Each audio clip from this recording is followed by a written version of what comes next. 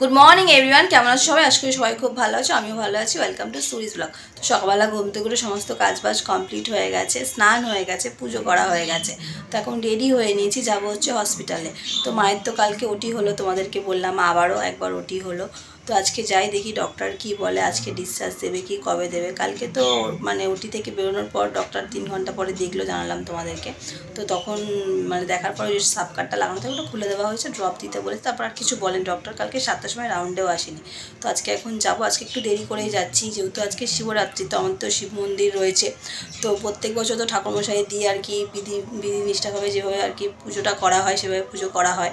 But এবছর তো সেটা হবে না, কেন মা হসপিটালে ভর্তি, আর আমি হসপিটালে রোজ যাওয়া আসা করছি। আর লেডিস বলতে আমরা মা আর আমি দুজনই।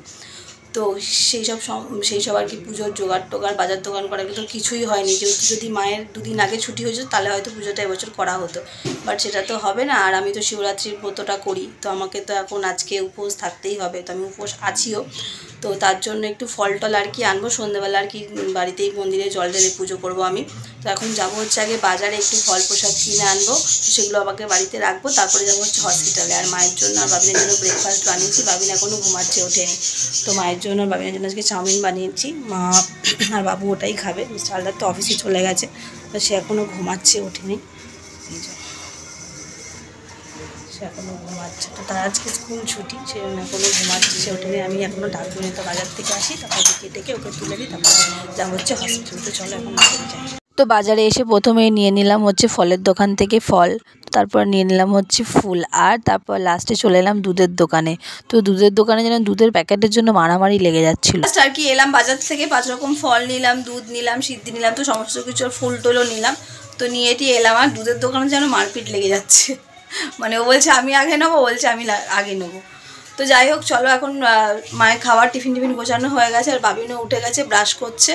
তো চলো আমি বেরোই, তারপর ও স্নান করে দিদার কাছেই থাকবে। চলো এলাম, তো মাকে ডক্টর বড় সার্জেন দেখলো, দেখার পর এখনও ছুটি কিছু জিনিস করেনি, ড্রপ লিখে দিয়েছে, ড্রপ দিয়েওছে। তো এখন দেখা যাক কতক্ষণ পরে আবার ডাকে, তারপর ছুটি দেবে। ডাকছে না, না জ্বালাবেন কেন আপনারা ভালোই বলবেন। যাই হোক, চলো একটু দেখা হচ্ছে। বসে আছি, আর মাকে এই ড্রপটা এখন দেওয়া হয়েছে। তো এটাই এখন 4-5 বার করে দেওয়া হবে। তারপরে ডক্টর আবার দেখবে, তারপরে বলবে যে মায়ের আজকে ডিসচার্জ হবে কিনা। দিদাটার সাথে গল্প করছে। হসপিটালে আসলে কত কিছু ঘরের সব গল্প জানা যায়, মা মন দিয়ে তাদের গল্প শুনছে। ঘড়িতে মোটামুটি 3টে বেজে গেছে। তো এখনও ডক্টরদের মানে কিছু বলেনি যে রিলিজ দেবে কি না দেবে। তো মাকে, তারপরে ওই দিদাটাকে, মাসিমাটাকে, সবাইকে ড্রপ দিয়ে এখন সবাই রেস্ট করতে শুয়ে। এখন দেখা যাক কটার সময় ডিসচার্জ দেয়। মোটামুটি আগে যাদের ডিসচার্জেশন হয়েছে মোটামুটি 12টা, 1টা, 2টোর মধ্যে ডিসচার্জ দিয়েছে, আর আমাদের টাইমে এটা করছে। তো এই মাসিমা অনেক দূরে বাড়ি যাবেন, তাই সেই থেকে বলছে কখন ছাড়বে আর কখন যাবো। আজকে মাকে ডিসচার্জ দিল, যে সব ব্যাগ প্যাটরা গুছিয়ে নিয়েছি, আর মা অলরেডি বেরিয়ে গেছে। তো ওই মাসিমাটাকেও ডিসচার্জ দিয়ে দেওয়া হয়েছে। তো চলো বাড়ি যাই। উনি বেরিয়ে শুধু এনাগারে রয়েছে। আরে হ্যাঁ, আপনার ছুটি নেই হুয়া हो गया तो अरे फिर देखा होगा ठीक से रहिएगा। ওনারও সবার ছুটি। তো এই যে সবাই বেরাচ্ছে, আর ছুটি হয়ে গেছে বলে সবার কত আনন্দ দেখো। তো এই যে দিদাটা, তারপর আর একটা ঠাম্মি, ওনারা সবাই একসঙ্গে ছিলেন। আর সবাই চলে যাচ্ছে বলে একটু মনটাও খারাপ, আর বাড়ি যাবার আনন্দও। তো মায়ের যখন ডিসচার্জ দেয় তখন ডক্টর আবার 2টো ড্রপ লিখেছিল। তো সেই ড্রপটাই এখন আমি মাকে বললাম তুমি এখানে বসো হসপিটালে, আমি গিয়ে নিয়ে আসছি। তো এই জাস্ট হসপিটাল থেকে এলাম, এসে এখন সমস্ত কিছু বাট্টার করছি, দিয়ে স্নান টান করবো, ফ্রেশ হবো। 5 দিন পরে মানুষটা বাড়ি ফিরলো।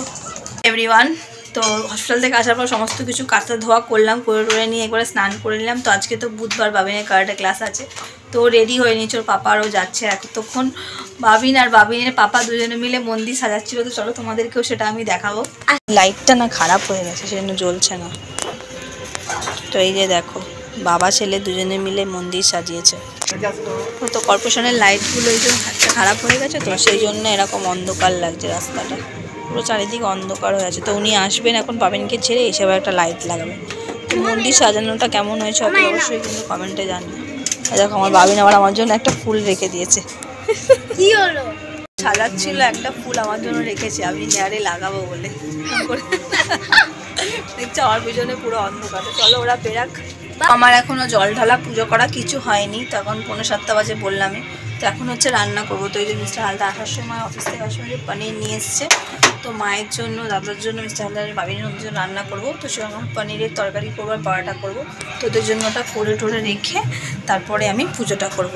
তো চলো এখন এই সমস্ত কাজগুলো এখন ঝটপট করে কমপ্লিট করে নেওয়া যাক। আর মা এখন একটু রেস্ট নিচ্ছে শুয়ে, তো সময় সময় ওষুধটা লাগাতে হচ্ছে। রান্নাবান্না কমপ্লিট করা হচ্ছে, ঘরের পুজোটাও আমি করে নিয়েছি। তো তখন মিস্টার হালদার ছিল না, সেজন্য আর ভিডিও করতে পারিনি। তো এখন রেডি হয়ে নিয়েছি, তো যাবো হচ্ছে পাগলা মার মন্দিরে।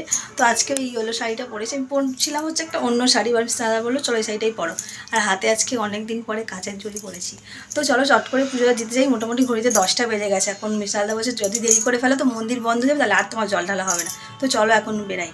তো চলে এলাম হচ্ছে পাগলাডাঙ্গা পাগলা বাবার মন্দির। আর এসেই দেখছি সে মারাত্মক ভিড়, মানে সে ভিড় না থাকার মতন। তো সেই ভিড় সামলে এবার চলে এলাম হচ্ছে বাবার মন্দিরে ঢোকার জন্য যে মেন লাইনটা, সেই লাইনটার জন্য। আর দেখেছো আমি তোমাদেরকে বলেছিলাম না যে আমাদের পাগলা বাবা হচ্ছে দ্বিতীয় তারকেশ্বর, তো শিবরাত্রিতে এই ভিড়। তো ওটা তো ছিল আমার সামনের দিকে লাইনের ভিড়টা, আর এই দেখো আমার পিছনের দিকেও আরও শয়ে শয়ে লোক দাঁড়িয়ে আছে। মানে এবছর এতটাই ভিড় হয়েছিল আমি ভাবতে পারিনি।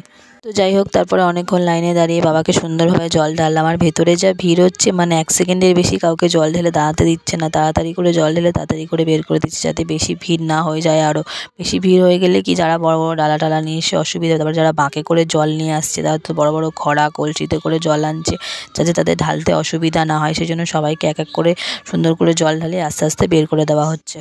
আর বাবার মন্দিরটাও এবছর সমস্ত ফুল দিয়ে সাজিয়েছিল, আরও কত সুন্দর লাগছিল। এই যে ভেতরে দেখো ভিড়টা ঠিক এখনও কতটা। আর মিস্টার হালদার আমার সাথে মন্দিরের ভেতরে ঢোকেনি, তাই আমি ওনাকে বকছিলাম। বলছে না আমি এবছর উপোস করিনি, কিছু না, আমি মন্দিরে ঢুকবো না, তুমি গিয়ে জল ঢেলে পুজো দিয়ে দাও। তো প্রত্যেক বছর না উনি আমি দুজনেই একসাথে উপোস করি শিবরাত্রি, যেহেতু আমাদের বাড়িতে মন্দির প্রতিষ্ঠিত, পুজো হয়, অঞ্জলি দেওয়া হয়, সেজন্য উনিও উপোস, আমি একসাথে দুজনেই করি। এবছর করা হয়নি বলে।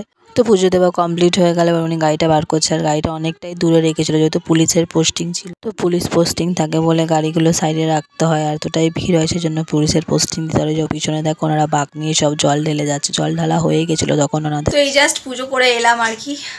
তো প্রচণ্ড ভিড় হয়েছিল পাগলা বাবার মন্দিরে, আরও হয়তো রাত্রি যত যাবে আরও বেশি ভিড় হবে। তো ওখানে প্রথম পরের পুজোটা হয়ে গেছে, এবার 11:30 নাগাদ হয়তো দ্বিতীয় পরের পুজোটা শুরু হবে। তো কারা কারা আজকে উপোস করলে, জল ঢাললে, অঞ্জলি দিলে সব কিন্তু আমাকে কমেন্টে জানিও। তো আমার তো এবারে যাই হোক অঞ্জলিটা দেওয়া হলো না, যেহেতু আমার বাড়ির মন্দিরে পুজো হয়নি। তো পাড়ার মন্দিরে পুজো হচ্ছে, তাও জন্য মনটা মনে হচ্ছে না বাড়ির মন্দিরে পুজোটা হলো না বলে মনটা একটু লাগছে। তো চলো এরপর একটু জল টল খাবো, এবং জল টল কিচ্ছু খাইনি, জল মিষ্টি খাবো। তো যাই হোক আজকেকার ব্লগটা এতটা যদি ভালো লেগে থাকে লাইক কমেন্ট শেয়ার সাবস্ক্রাইব করে সবাই সুস্থ থাকে, ভালো থাকবে। আর হ্যাঁ, মা তো বাড়ি চলে এসছে, মা এখন ভালো আছে। তো চলো বাই।